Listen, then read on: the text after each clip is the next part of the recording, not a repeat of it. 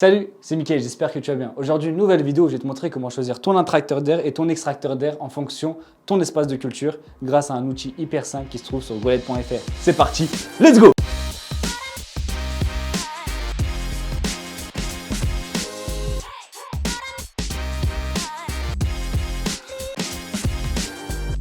Tout d'abord, avant de te montrer l'outil, je vais comme t'expliquer à quoi sert un extracteur d'air. Il va te permettre de renouveler l'air usé dans ta box et aussi de garder une bonne température entre 18 et 25 degrés. Et toutes ces conditions vont permettre au bon développement de tes plantes. Un bon extracteur va te permettre aussi de gérer plus facilement l'humidité dans ta box. Il te faudra maintenir en croissance entre 50 et 70% de taux d'humidité et en floraison, il te faudra entre 45 et 50% d'humidité. Enfin, si tu risques d'avoir des odeurs dans ta chambre de culture, je te conseille d'utiliser un filtre à charbon. Fais très attention, l'utilisation d'un filtre à charbon joue sur le débit d'air de ton extraction.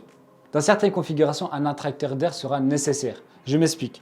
Si dans une chambre de culture ou dans une pièce de culture il fait assez chaud, il va falloir amener de l'air frais. L'intracteur d'air va aller chercher l'air frais d'une autre pièce pour le ramener dans la chambre de culture.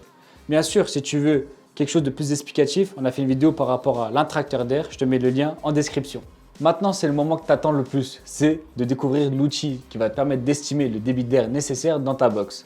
Du coup, si tu veux t'en servir, je te mets le lien en description, ça se trouve dans tous les cas sur goelette.fr. La première chose à faire, c'est de rentrer les tailles de ta box, du coup 120 par 120 par 200 cm. Ensuite, de choisir le nombre de watts de ton éclairage. Ici, on sera à 341. Et ensuite, tu as directement les résultats en dessous. Du coup, le débit d'air nécessaire minimum pour ton extracteur sera de 446 m3. Pour ton intracteur sera de 379 m3.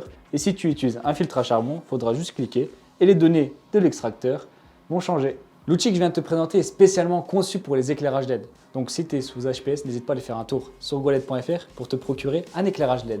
On va te présenter deux autres outils prochainement. Donc, estimer le coût de ta consommation électrique ou encore estimer le nombre de pots pour ta box de culture. C'était Mickaël, n'hésite pas à laisser un pouce bleu, un commentaire et d'activer la cloche. Nous on se dit à la prochaine vidéo. Ciao! Ça va te permettre de renouveler le bon développement de ces dernières. Ces dernières, comme il a essayé d'éviter le gars, il est là, il faut filtrer. C'est un serpent le gars. Attends, j'ai déjà dit plante, attends, il faut que je retienne deux. Dernière. C'est Louis XVI, même lui il ne sait pas cette expression.